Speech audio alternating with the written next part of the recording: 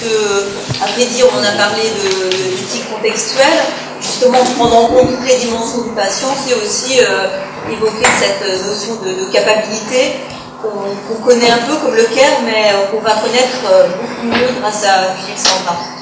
On fera le tour d'échange, je pense.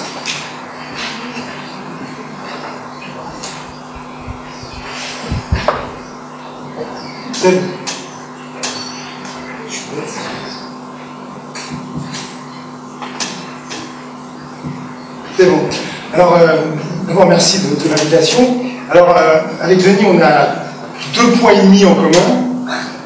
Premier point, notre amitié pour Alain Snack, déjà. Deuxième, c'est que moi aussi, j'ai travaillé longtemps dans des services de SIDA. Alors, toi, c'était à Saint-Denis, moi, c'était à Villejuif. Et puis, la nuit, c'est que je vais bientôt être à la retraite, toi qui es déjà. Tu as pris un peu d'avance. Alors, en fait, quand Claire m'a demandé d'intervenir, je me demandais qu'est-ce que j'allais dire. Et c'est vrai que je voulais à la fois parler de Paul Ricoeur, quand même, parce que ça, c'est une habitude chez moi, et puis aussi, qu'est-ce que je ne connais pas, de manière très précise, le travail de dépasse, même si on se connaît avec Claire, mais j'essayais de vous dire quel était le point commun, et je me suis arrêté sur la notion de capacité. Mais peut-être avant, j'aurais bien aimé vous montrer pourquoi je suis arrivé à la notion de capacité, par quel chemin j'en suis arrivé.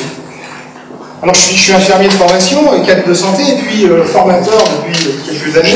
D'ailleurs, j'ai quelques étudiants du DU d'éthique de Sainte-Anne qui sont dans la salle. Et je pourrais dire que je fais un constat aujourd'hui, c'est qu'on assiste par rapport à l'éthique à 3 choses. Une demande. Il y a une demande d'éthique qui vient des soignants. Au fond, c'est une demande de sens. Voilà, c'est une volonté de donner du sens à ce qui se passe et aux soins. Ensuite, il y a une injonction à l'éthique, à travers notamment les directions, et si on monte plus haut, par rapport à la HAS ou à l'ANESM. À l'ANESM, c'est la HAS du médico-social, qui quasi impose l'éthique, puisque, en gros, si vous n'avez pas un comité d'éthique de votre établissement, c'est pas bien vu. Donc il y a une injonction, et puis après, il y a une offre.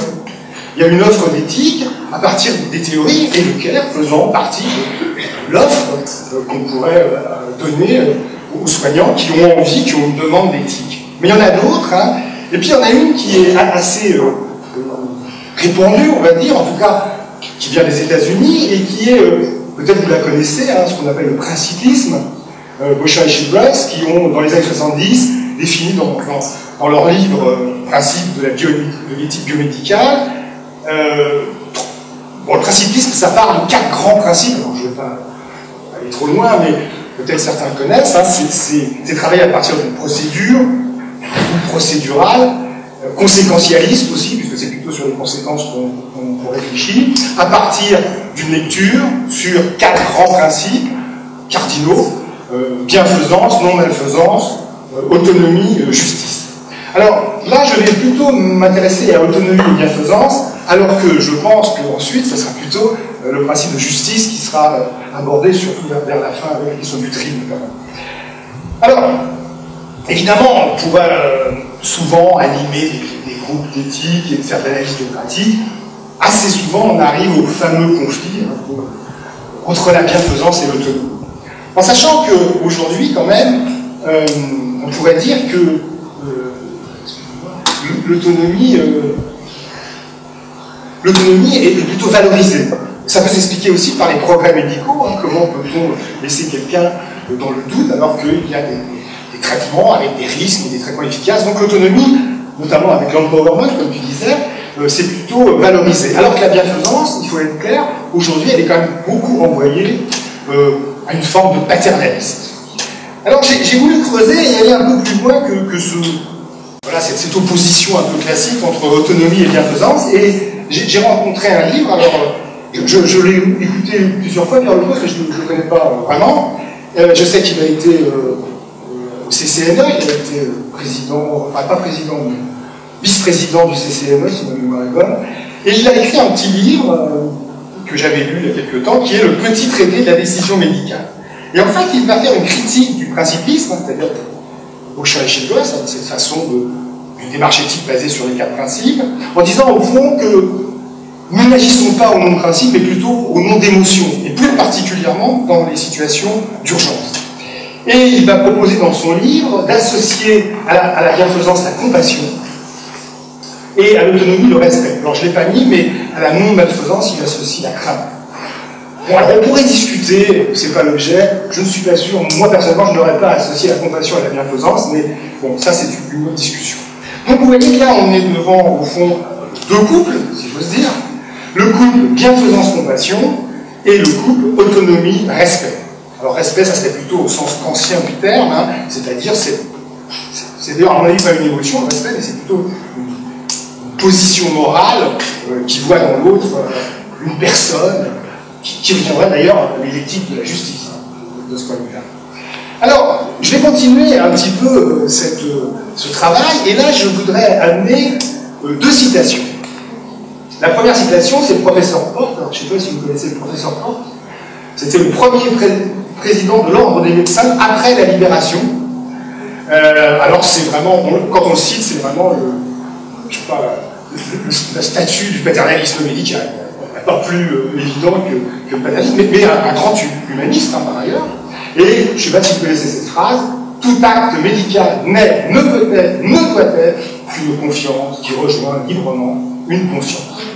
Donc, vous voyez, le mot important ici, c'est la confiance. Et j'ai mis en parallèle une autre citation de Tristan Miguelard, qui est un éthicien américain, et qui, reprenant un peu la règle d'or, hein, ne fais pas autrui ce que tu fais pas pour faire, vous connaissez, un peu la modifier, il dit « Fais à autrui son bien, tel que tu t'es engagé en accord avec lui-même à le lui faire. » Bon, pas besoin d'aller chercher très loin, ça s'appelle un contrat. Et donc, si vous voulez, quelque part, je me proposais de mettre, là encore en parallèle, d'un côté la confiance, de l'autre côté le contrat. Moi, j'ai tendance à dire que si j'ai confiance, j'ai pas besoin de contrat.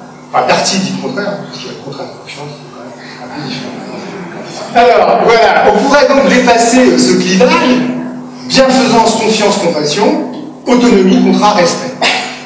Eh bien, c'est pour ça que j'ai été voir du côté de parce que je ne me satisfaisais pas de cette lecture binaire, hein, entre ces deux possibilités dans la relation de soins.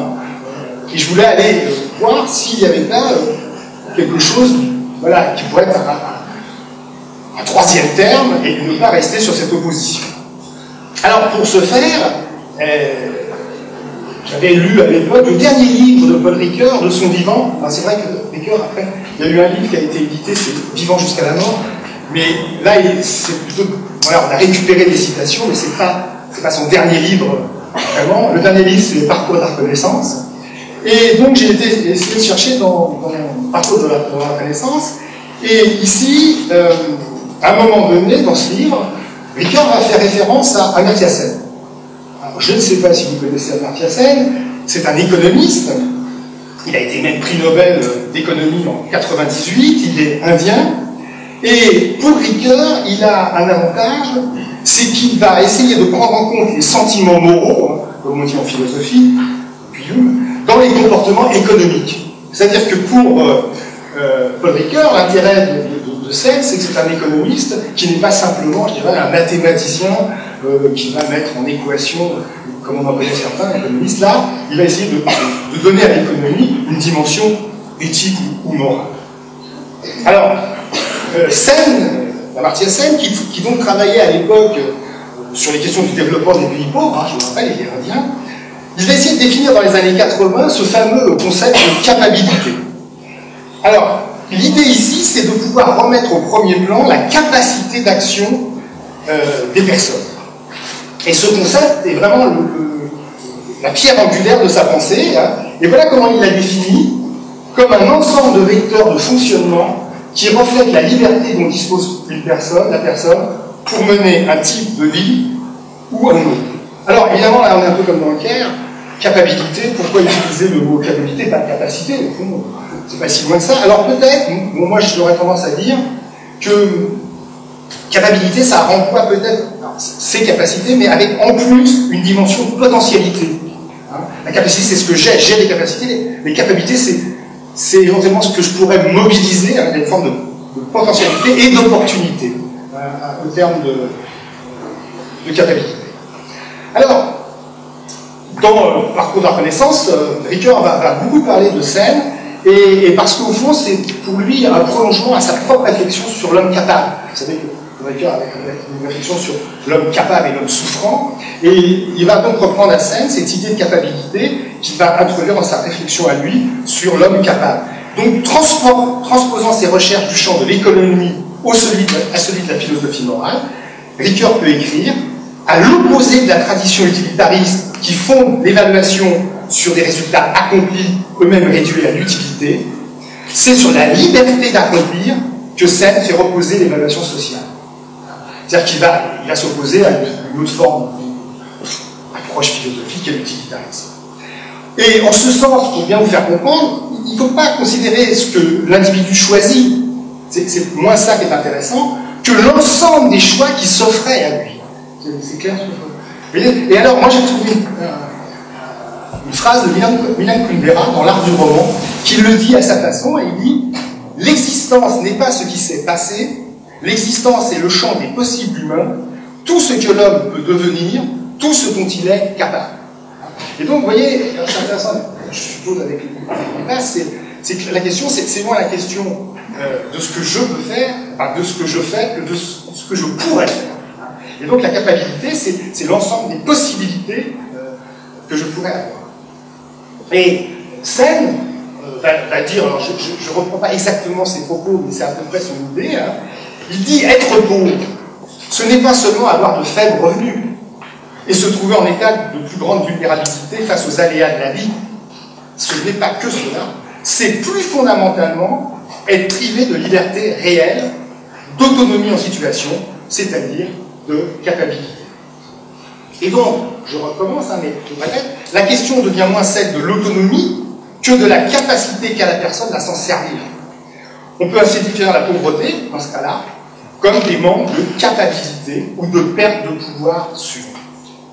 Mais, et c'est là que, personnellement, mais je ne suis pas le seul, hein, il y a d'autres qui l'ont fait, mais le lien était évident, parce que si Sen parle plutôt de l'aspect social, on pourrait dire que être malade, être handicapé ou être très âgé, c'est aussi manquer de capacité. C'est-à-dire qu'on pourrait reprendre tout à fait cette idée qui était normalement dans le champ du social pour l'intégrer dans le champ du soin, en se disant qu'au fond, être malade, être handicapé, être très âgé, c'est manquer de capacité. Plus précisément, la pauvreté, le handicap, la maladie, la vieillesse, peuvent être considérées comme des formes de vulnérabilité qui correspondent à des pertes de capacité, relevant suivant les cas de la sphère sociale, de la sphère culturelle, de la sphère physiologique ou psychologique, et vous le savez très bien, souvent, tout est mélangé. Je pense que dans les classes, ça me paraît évident. Donc, c'est bien en permettant à la personne malade ou handicapée ou très âgée d'avoir la capacité, malgré sa situation de vulnérabilité, à une certaine liberté de choix dans un rapport aux autres et à son environnement, que nous lui permettons d'acquérir une autonomie réelle et non une autonomie théorique. Alors, c'est intéressant parce que, et là ça rejoint mon avis de Pierre, c'est que dans ces conditions, l'autonomie, c'est pas un fait. Hein, nous ne sommes pas des êtres autonomes, c'est pas un fait, mais et ce n'est pas un point de départ non plus, mais plutôt une visée, un but, au fond, un aboutissement espéré. Et donc je dirais qu'on n'était pas très loin de tout ça théorique. Et Guillaume Leblanc, qui est un philosophe qui a beaucoup réfléchi, notamment dans Vie précaire, vie ordinaire, justement au point de précarité, pouvait dire la vulnérabilité n'est pas seulement l'entame de l'autonomie, mais sa condition. L'autonomie ne s'oppose plus à la vulnérabilité, elle la rend humainement acceptable. Alors, on peut en tirer la conclusion, et d'ailleurs Ricoeur le fait, hein, c'est seul un être fragile peut être appelé à devenir autonome. Paul Ricoeur d'ailleurs définit plusieurs capacités fondamentales, alors là c'est plutôt dans soi-même comme un autre, hein, pouvoir dire, pouvoir agir, et pouvoir se raconter, hein, et se croire capable d'avoir les capacités pour dire, faire et raconter, et ces pouvoirs peuvent être mis en rapport avec des incapacités correspondantes, hein, l'incapacité pratique, linguistique et narrative, et donc on voit bien qu'on rejoint ici celle et les questions des capacités. Alors, évidemment, et c'est là où ça devient intéressant, parce qu'au fond, isoler comme ça chaque capacité ou chaque capacité. Cette fragilisation des capacités humaines peut être liée, on a vu, à la maladie, à l'infirmité, au handicap, au vieillissement, mais elle est aussi, et on le sait très bien, tributaire de l'institution humaine et des inégalités qu'elle engendre. D'où, et ça me paraît important, ici on peut le dire, l'importance des conditions sociales culturelles dans lesquelles sont dispensés les soins, et d'abord, comme le soulignait Hannah Arendt, avoir le droit à avoir des droits, ce qui est le premier élément d'une capacité possible.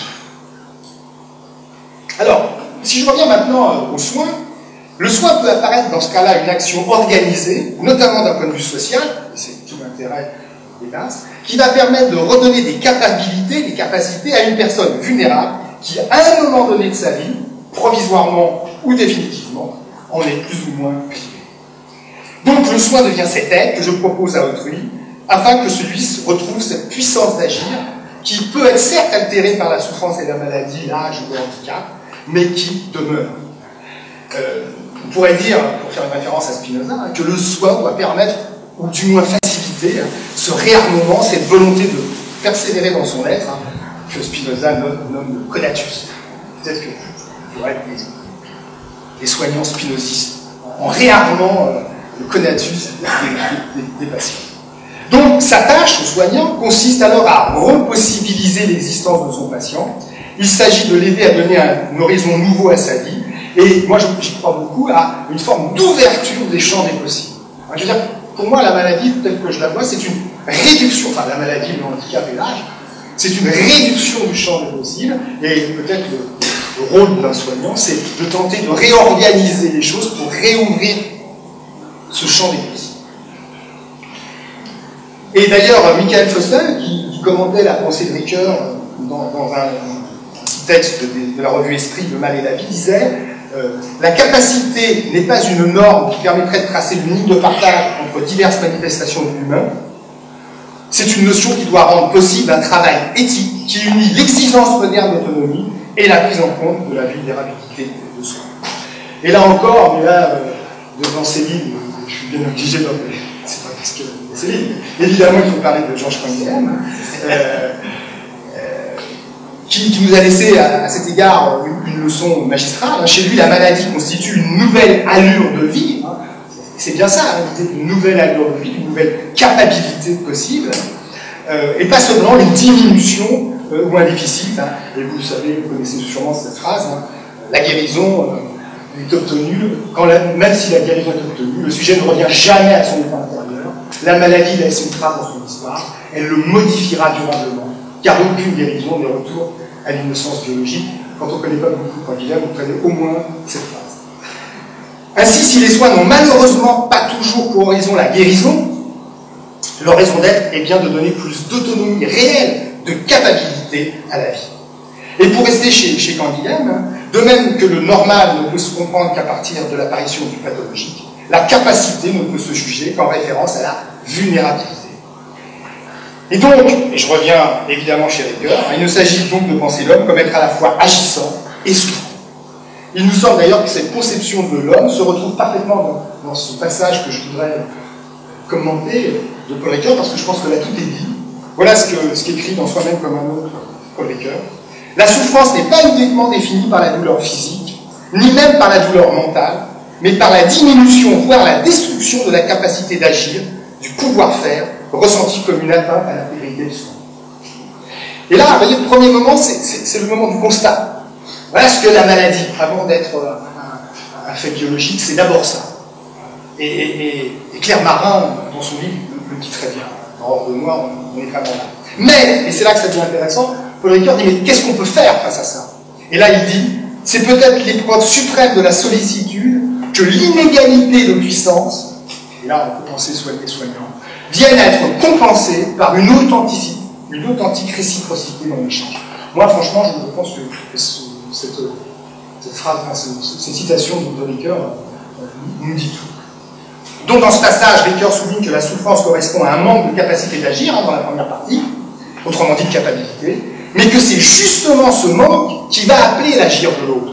Et c'est ça le paradoxe, qu'on retrouve d'ailleurs aussi chez Lévinas, c'est-à-dire que, au fond, c'est cet appel qui m'oblige à répondre, et donc on dit, c'est justement Ricoeur dit, c'est justement ce manque qui appelle l'agir d'autrui, la capacité à la fois espérer et éprouver, et bien une puissance qui n'existe que d'être expérimentée, nous dirigeons. Et alors je voudrais maintenant montrer en quoi j'ai pris un peu de retard. Alors je voudrais maintenant montrer en quoi, quand on est soignant, ça peut être intéressant, cette perspective des capacités. Dans cette perspective, le soin ne fait donc pas disparaître la vulnérabilité, mais il la rend viable et lui confère même un avenir. Le soin doit alors permettre de redonner plus d'autonomie, donc réelle, de capitalité à la vie.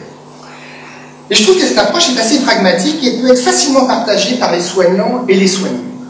Et puis, il y a un intérêt plus personnel, et d'ailleurs c'est avec Alain Smag, en discutant souvent tous les deux, qu'on a pu réfléchir à ça. Mais on se disait au fond que c'était le moyen pour des professions différentes qui n'ont pas les mêmes compétences, qui n'ont pas forcément les mêmes fiches de paye non plus, mais de trouver un point commun. C'était le médecin, l'infirmière, l'aide-soignante, la diététicienne, le kinésithérapeute, l'assistant social, qui dans ce cas-là est soignant, le psychologue, et puis j'en oublie, excusez-moi, pour les citer, peuvent se retrouver ainsi, chacun avec leurs compétences, autour d'un objectif commun, maintenir et si possible élargir pour ce malade le champ des possibles, lui redonner des capacités.